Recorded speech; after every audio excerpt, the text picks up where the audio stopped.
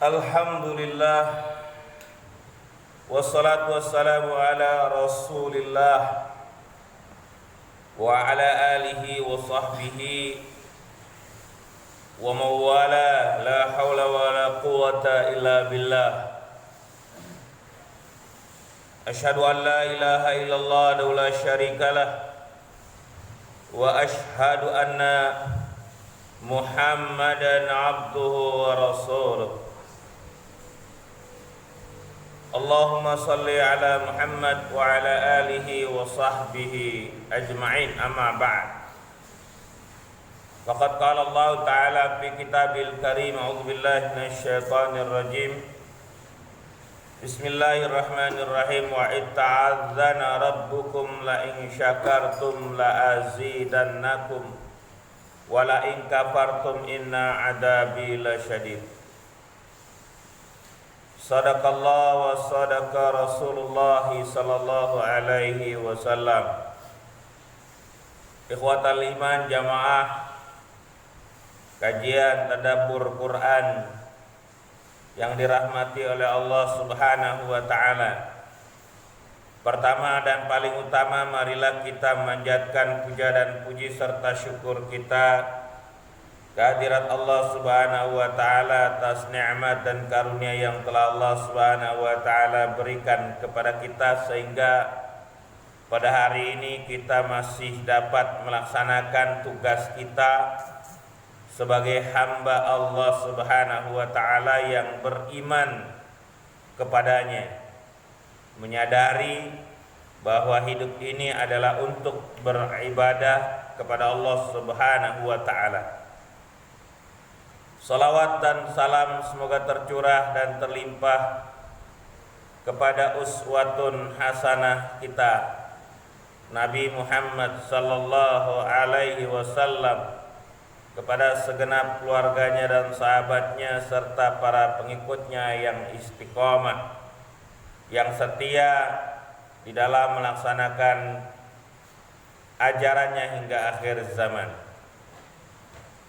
Ikhwatal iman, saya ingin fokus kepada dua ayat, yaitu ayat 7 dan 8 dari surat Ibrahim.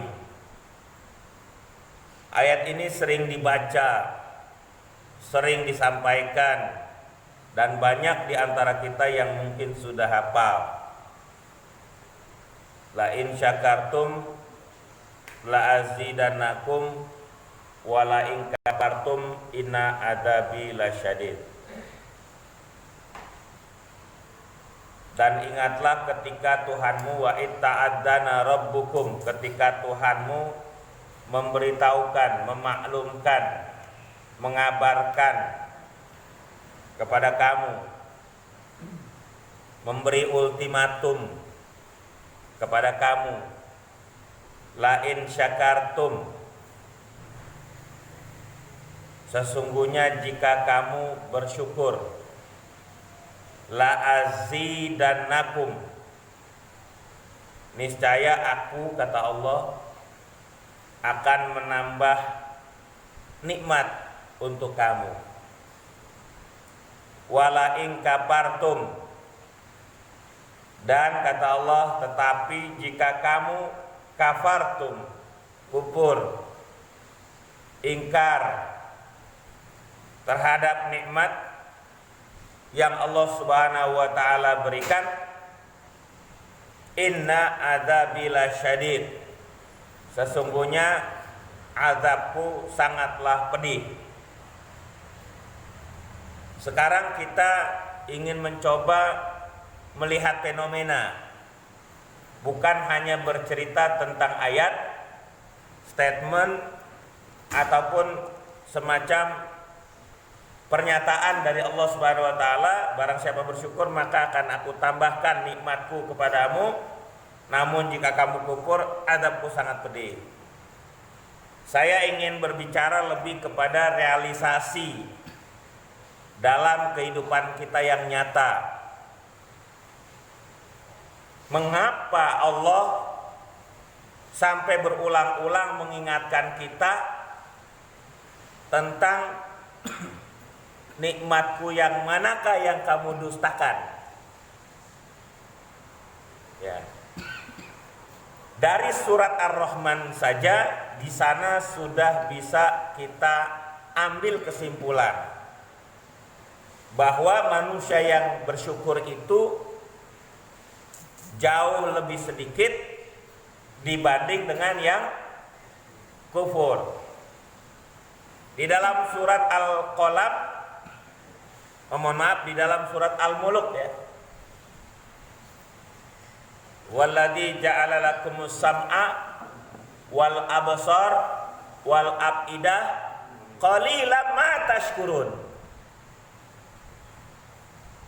Dialah Allah yang memberikan kepadamu ja'ala lakumus sam'a, pendengaran, wal absar, penglihatan, wal afidah, hati. Qalilan ma tashkurun, tetapi kata Allah sedikit sekali di antara kamu yang bersyukur. Fenomena syukur bisa kita lihat dalam kehidupan nyata, baik ketika kita melihat orang lain ataupun melihat diri sendiri. Kalau kita bicara tentang bentuk syukur kepada Allah Subhanahu wa taala, bentuknya tidak lain dan tidak bukan kecuali hanya ketaatan.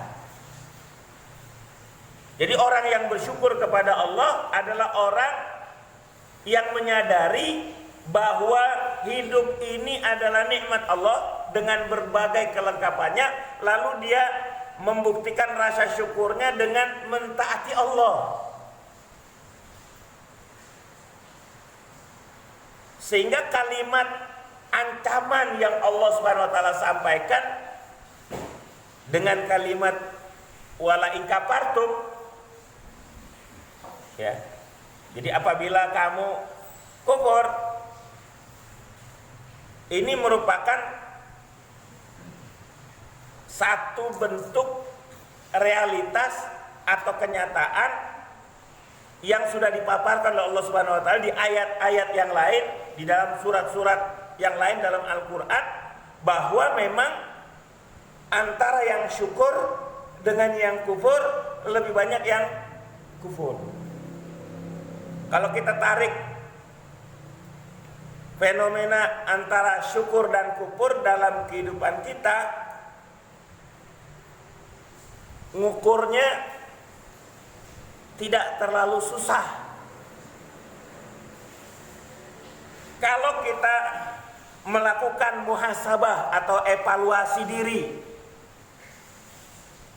bukan mengevaluasi orang lain atau melihat orang lain, karena melihat orang lain jauh lebih gampang daripada melihat diri sendiri.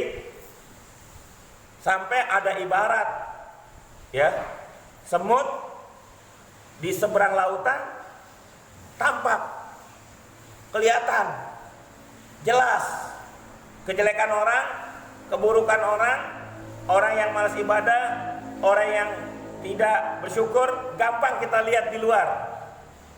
Mudah sekali kalau kita lihat orang nih jarang sholat, udah pasti dia nggak bersyukur.